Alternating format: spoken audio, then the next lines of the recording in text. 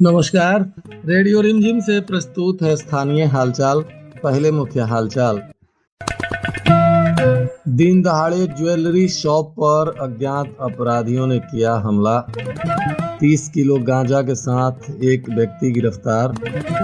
दिव्यांग जनों को मिला कृत्रिम अंग और ट्राईसाइकिल। जिला पदाधिकारी ने पशुपालन कार्यालय का किया औचक निरीक्षण। और गर्मी को लेकर स्कूल के समय में हुआ बदलाव। स्थानीय हालचाल के इस अंक के साथ मैं अनिकेत मिश्र। अब हालचाल विस्तार से। भोरे थाना क्षेत्र के लाला छापर बाजार में दिन दहाड़े एक ज्वेलरी शॉप में अपराधियों ने लूट के नियत से हमला बोल दिया। बताया जा रहा है कि अपराधियों का जब ग्रामीणों ने विरोध किया तो अपराधियों ने गोली चलानी शुरू कर दी, जिसमें 2 ग्रामीणों को गोली लग गई। इस दौरान एक व्यक्ति की मौत हो गई है जबकि दूसरा गंभीर रूप से घायल है। बताया जा रहा है कि उन्हें डॉक्टरों ने गोरखपुर रेफर कर दिया है। आक्रोशित ग्रामीणों ने 2 लुटेरों को पकड़ भी लिया है और उनकी जमकर पिटाई भी की। अन्य अपराधी बाइक छोड़कर फरार हो गए। ग्रामीणों ने बाइक में आग लगा दी और बताया जा रहा है कि इसी दौरान मौके पर पहुंची पुलिस को भी ग्रामीणों के आक्रोश का सामना करना पड़ा। भारी संख्या में कई थानों की पुलिस मौके पर पहुंची और स्थिति को फिलहाल नियंत्रित किया गया है। बताया जा रहा है कि भोरे के जगतौली ओपी क्षेत्र में लाला छापर बाजार स्थित दीपक ज्वेलर्स की दुकान में अपराधियों ने दिन दहाड़े हमला बोल दिया। 5 की संख्या में अपराधी थे और हरबा हथियार से लैस अपराधियों ने फायरिंग शुरू कर दी। जब दुकान पर अपराधियों ने हमला बोला तो स्थानीय लोग भी आक्रोशित हो गए और अपराधियों का विरोध करने लगे और इसी पर अपराधियों ने गोलीबारी शुरू कर दी, जिस पर लोग आक्रोशित होकर अपराधियों को पकड़ने लग गए। 2 अपराधियों को लोगों ने पकड़ भी लिया। इसी क्रम में अपराधियों ने गोली चला दी, जिसमें 2 लोगों को गोली लगी। एक व्यक्ति की मौत हो गई। मृतक भोरे थाना क्षेत्र के सिसई गांव के पंचानंद मिश्रा के पुत्र डबलू मिश्रा बताए जा रहे हैं। घटना के बाद इनके परिजनों में कोहराम मचा है। पुलिस इनके शव को कब्जे में लेकर पोस्टमार्टम के लिए भेजी है और अन्य अपराधियों को पकड़ने के लिए भी ताबड़तोड़ इलाके को सील कर छापेमारी की जा रही है। सीसीटीवी फुटेज इत्यादि को भी देखा जा रहा है और घायल अपराधियों का भी पुलिस इलाज करा रही है और इनसे भी आवश्यक जानकारी हासिल किया जा रहा है।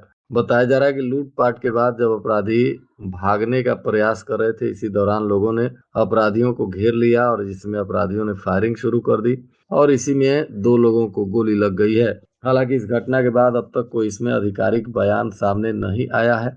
जल्द ही आधिकारिक बयान भी सामने आ सकता है।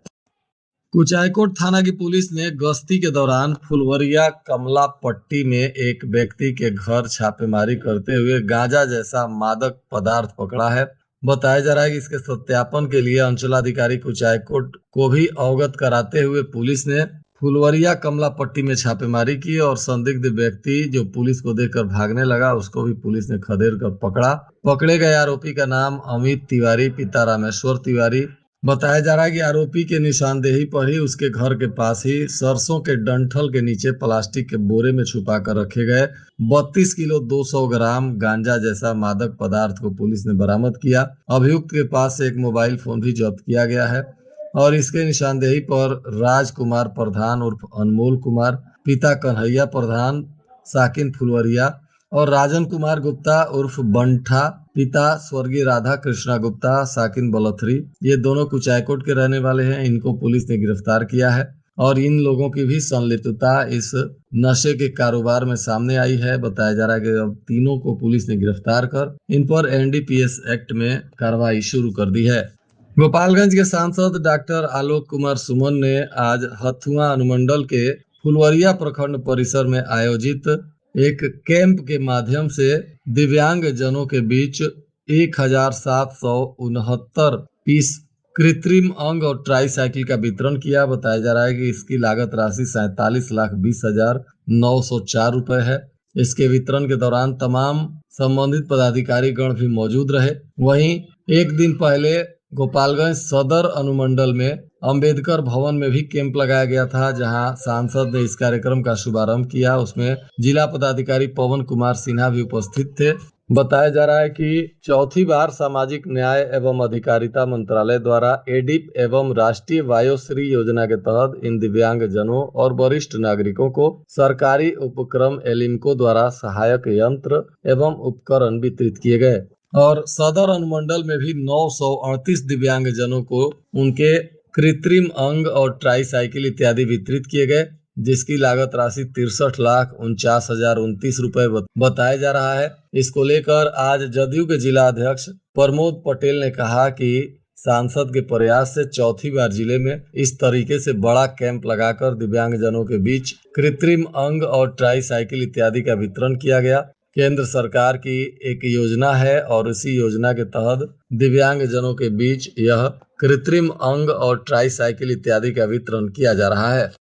आज जिला पदाधिकारी पवन कुमार सिन्हा ने पशुपालन कार्यालय का भी औचक निरीक्षण किया। इस दौरान एक एक बिंदुओं पर जांच पड़ताल की। इस संदर्भ में जब जिला पदाधिकारी से बातचीत की गई तो उन्होंने बताया, आज मेरे द्वारा पशु चिकित्सा डीएचओ ऑफिस का डिस्ट्रिक्ट एनिमल हस्बेंड्री कार्यालय का निरीक्षण किया गया है। निरीक्षण के क्रम में कई विसंगतियां सामने आई हैं, जैसे कि आगत निर्गत पंजी का संधारण विधिवत नहीं हो रहा है, इंडेक्स रजिस्टर नाम की चीज़ उनको जानकारी नहीं है, लिपिकों के कर पुस्तिकाओं के संधारण की स्थिति अत्यंत ही दयनीय है, आकस्मिक अवकाश पंजी का सही संधारण नहीं है, इसी प्रकार सेवा पुस्त में लिव अकाउंट जो लिव अकाउंट उसका संधारण प्रॉपर नहीं है। हमने कुल 9 पत्र निकालने के लिए दिए वहाँ के लिपिकों को, उसमें से मात्र 1 ही निकाल पाए, बाकी 8 निकाल नहीं पाए कि उनका वो पत्र कहाँ है, उनके संधारण की स्थिति क्या है। हमने 72 घंटे का समय दिया है। साथ ही साथ हमने डीएचओ श्री अशोक कुमार सिंह जी को आदेश दिया है कि अपने कार्यालय का निरीक्षण अगले 72 घंटे में करना सुनिश्चित करें और टेप शाखावार और एक विस्तृत प्रतिवेदन अधोशासी को उपलब्ध कराएं। इसके अलावा जिन पत्रों को खोज नहीं पाए हैं तो चीज़ों को संधारित करने का हमने 72 घंटे का समय दिया है। इसके बाद कार्रवाई सुनिश्चित की जाएगी। भीषण गर्मी और लू को देखते हुए जिला पदाधिकारी पवन कुमार सिन्हा ने विद्यालय के समय में बदलाव का निर्देश जारी किया है। उन्होंने कहा है कि अब गर्मी को ध्यान में रखते हुए क्लास 1 से 5 तक के लिए सुबह 10:30 बजे तक ही विद्यालय का संचालन होगा और क्लास 8 तक के लिए सुबह 11:30 बजे तक ही विद्यालय का संचालन होगा। जिला पदाधिकारी ने जिले में तत्काल प्रभाव से इस नियम को लागू करने का निर्देश जारी कर दिया है।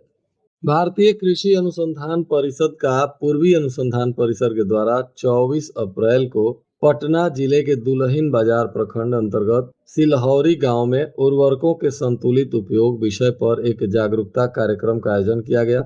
इस दौरान वैज्ञानिकों ने रासायनिक उर्वरकों के अत्यधिक एवं अंधाधुंध उपयोग से होने वाले दुष्प्रभावों जैसे मृदा की गुणवत्ता में गिरावट, फसल की गुणवत्ता में कमी तथा पर्यावरण प्रदूषण पर भी प्रकाश डाला गया। साथ ही मृदा स्वास्थ्य कार्ड के आधार पर मृदा परीक्षण आधारित उर्वरक उपयोग को अपनाने पर भी विशेष बल दिया गया।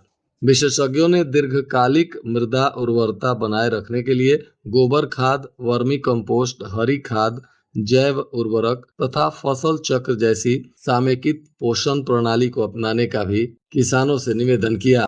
आज जिला पदाधिकारी पवन कुमार सिन्हा ने जिले में गैस की स्थिति को लेकर भी पत्रकारों से बातचीत की। उन्होंने कहा, आज दिनांक 24 अप्रैल 2026 को जो प्रेस वार्ता की जा रही है उसका उद्देश्य घरेलू गैस सिलेंडर की उपलब्धता, पेट्रोल, डीजल और अन्य पेट्रोलियम प्रोडक्ट्स की उपलब्धता के साथ साथ हमारे जो कंट्रोल रूम संचालित है उसमें प्राप्त शिकायतों, उसके निष्पादन की स्थिति तथा प्रवासी श्रमिक और जो परिवार उनके परिवार हैं जो युद्धग्रस्त क्षेत्र से लौट रहे हैं उसके संबंध में जानकारी देना है। सबसे पहले घरेलू गैस सिलेंडर की उपलब्धता का जहाँ तक प्रश्न है, IOCL के 26 विक्रेताओं के पास उपलब्ध घरेलू गैस सिलेंडर की जो मात्रा है वह 9,165 है। BPCL के 8 विक्रेताओं के पास उपलब्ध घरेलू गैस सिलेंडर की संख्या 8,077 है और HPCL के कुल 12 विक्रेताओं के पास उपलब्ध घरेलू गैस सिलेंडर की उपलब्धता 6,135 है। इस प्रकार IOCL, BPCL और HPCL के सभी 46 विक्रेताओं के पास उपलब्ध घरेलू गैस सिलेंडर की जो संख्या है 20,377 है।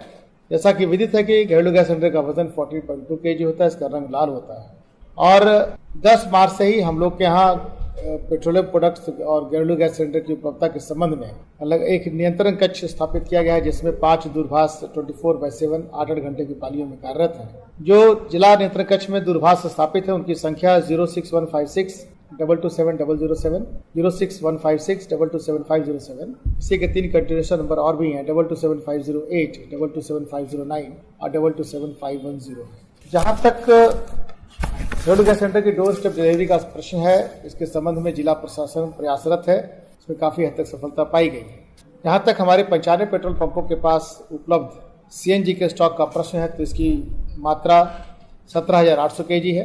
पेट्रोल पंप की उपलब्धता की स्थिति 5,55,010 लीटर है। डीजल की उपलब्धता की स्थिति 7,27,940 लीटर है। प्रीमियम पेट्रोल की मात्रा 52,700 लीटर है। जहाँ तक कंट्रोल रूम में शिकायतों का प्रश्न है, धीरे धीरे शिकायतें काफ़ी कम हो रही हैं, चूँकि अब जो मौलिक समस्या है वो बिल्कुल कंपनी संबंधित है कि अब OTP नहीं ले रहा है, eKYC नहीं हो रहा है, गैस सिलेंडर के वितरण को लेकर अब शिकायतें नहीं आ रही। तो कुल मिला के कुल आज 3 शिकायतें प्राप्त हुई, 3 का निष्पादन कर दिया गया है। और जैसा कि मैंने पूर्व बताया था कि हमारी 17 टीमें हैं जो निरंतर घरेलू गैस एजेंसी और पेट्रोल पंप की जांच कर रही है। तो आज की तारीख में 17 टीमों के द्वारा कुल 12 गैस एजेंसी और 6 पेट्रोल पंप की जांच अर्थात 18 जांच हुई है। और यदि दिनांक 10 मार्च से लेकर अभी तक का आंकड़ा प्रस्तुत करें तो गैस एजेंसी 478 की संख्या में जांच किए गए हैं और पेट्रोल पंप की जांच की संख्या 396 अर्थात कुल 874 जांच किए जा चुके हैं। जहां तक प्रवासी श्रमिक और उनके परिवारों के मध्य पूर्व क्षेत्र से लौटने का प्रश्न है, युद्धग्रस्त क्षेत्र से लौटने का प्रश्न है, इसके अंतर्गत 382 प्रवासी श्रमिक और उनके साथ 77 उनके परिवार के सदस्य अर्थात कुल 459 प्रवासी श्रमिक अथवा उनके परिवार लौटे हैं। प्रखंडवार स्थिति निम्नवत है। मांझा में 44, बरौली 27, थावे 36, उचकागांव 24, हथवा 24, पंचदेवरी 14, विजयपुर 4, कटिया 45, गोपालगंज सदर 56, सिद्धवलिया 20, बैकुंठपुर 15, कुचाकोट 40, फुलवरिया 46 और भोरे 64। इस प्रकार सभी 14 प्रखंडों में प्रवासी श्रमिक और उनके परिवारों के जो लौटे युद्धग्रस्त क्षेत्र की संख्या 450। पूर्णिया जिले में संतुलित उर्वरक उपयोग को बढ़ावा देने के उद्देश्य से 22 अप्रैल को भारतीय कृषि अनुसंधान परिषद के पूर्वी अनुसंधान परिसर पटना में हाईब्रिड माध्यम से संयुक्त समन्वय टीम की बैठक की गई। इस बैठक का मुख्य उद्देश्य पूर्णिया जिले में DAP उर्वरक के अत्यधिक एवं असंतुलित उपयोग की समस्या पर चर्चा करना था, जिसे देश के शीर्ष 100 DAP उपभोग करने वाले जिलों में शामिल किया गया है। बैठक की अध्यक्षता संस्थान के निदेशक डॉक्टर अनूप दास ने की और इस पर अत्यधिक DAP के उपयोग को लेकर आवश्यक चर्चा करते हुए विचार विमर्श भी किया गया। उचकागांव थाना क्षेत्र के बदरजीमी बाजार में पशुओं से लदी हुई एक अनियंत्रित होकर पिकअप गाड़ी पलट गई। बताया जा रहा है कि यह गाड़ी सीवान की तरफ जा रही थी। पशु तस्करी की इस गाड़ी के पलटने के बाद उसमें लादे गए पशु भी चिल्लाने लगे। ये पशु तस्कर उत्तर प्रदेश के बताए जा रहे हैं। स्थानीय लोग तुरंत मौके पर पहुंचे और किसी तरह से पशुओं को उसमें से सकुशल निकाला गया। पुलिस को भी इसकी जानकारी दी गई। उचका गांव के थाना अध्यक्ष धर्मेंद्र कुमार के नेतृत्व में पुलिस टीम ने बदरजीमी बाजार के पास इस गाड़ी को पलटने के बाद गाड़ी और पशुओं को जब्त किया है। बताया जा रहा है कि 7 मवेशियों को इसमें जब्त किया गया है और एक पशु तस्कर को गिरफ्तार भी किया गया है। इसके अन्य साथियों को भी पकड़ने के लिए पुलिस आवश्यक पूछताछ कर रही है।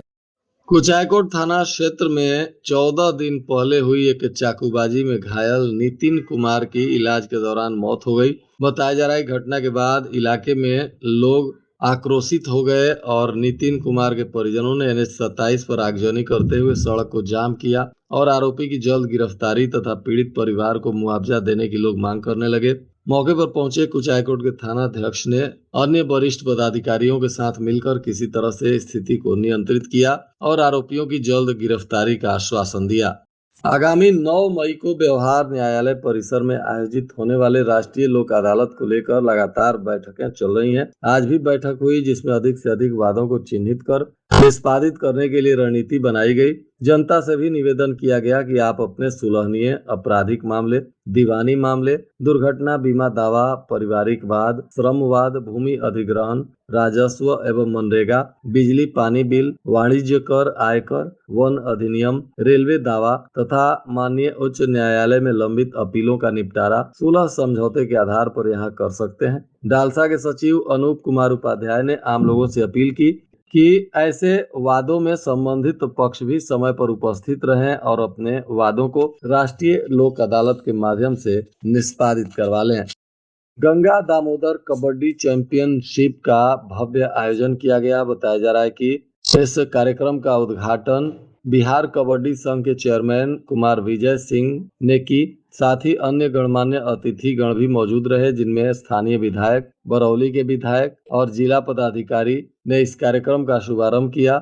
इस कबड्डी टूर्नामेंट को सफल बनाने में बहुत सारे दर्शक भी पहुंच रहे हैं और 2 दिनों तक लगातार इस कार्यक्रम का आयोजन हुआ। माझा थाना की पुलिस ने हत्या के प्रयास में फरार चल रहे प्राथमिकी अभियुक्त राहुल कुमार और गोरख यादव को गिरफ्तार कर लिया। ये दोनों माघी निमुइया थाना माझागढ़ के निवासी बताए जा रहे हैं। पुलिस अधीक्षक विनय तिवारी के निर्देश पर कई इलाकों में ऑर्केस्ट्रा संचालकों के यहाँ ताबड़तोड़ छापेमारी हुई। बताया जा रहा है कि कार्रवाई के दौरान कई नाबालिग युवतियों को मुक्त कराया गया और ऑर्केस्ट्रा संचालकों को पुलिस ने गिरफ्तार भी किया है, जिस पर आगे की कार्रवाई की जा रही है। गोपालगंज के मॉडल सदर अस्पताल में फर्जी हस्ताक्षर कर अपनी उपस्थिति दर्ज करवाने वाले डॉक्टर पर अब जिला पदाधिकारी ने केस दर्ज करने का निर्देश दिया है। बताया जा रहा है कि ऐसे डॉक्टर पर केस दर्ज कर उन पर कानूनी कार्रवाई की जाएगी। डॉक्टर के वेतन पर भी तत्काल रोक लगा दी गई है। साथ ही हेड क्लर्क के खिलाफ भी प्राथमिकी दर्ज कराने का आदेश दिया गया है। और आज के मौसम का तापमान गोपालगंज में न्यूनतम 26 डिग्री सेल्सियस और अधिकतम 39 डिग्री सेल्सियस रहने की संभावना है। अंत में मुख्य हालचाल एक बार फिर। दिन दहाड़े ज्वेलरी शॉप पर अज्ञात अपराधियों ने किया हमला। 30 किलो गांजा के साथ एक व्यक्ति गिरफ्तार। दिव्यांग जनों को मिला कृत्रिम अंग और ट्राईसाइकिल। जिला पदाधिकारी ने पशुपालन कार्यालय का किया औचक निरीक्षण। और गर्मी को लेकर स्कूल के समय में हुआ बदलाव। इसके साथ ही रेडियो रिमझिम से प्रसारित स्थानीय हालचाल का यह अंक समाप्त हुआ। नमस्कार।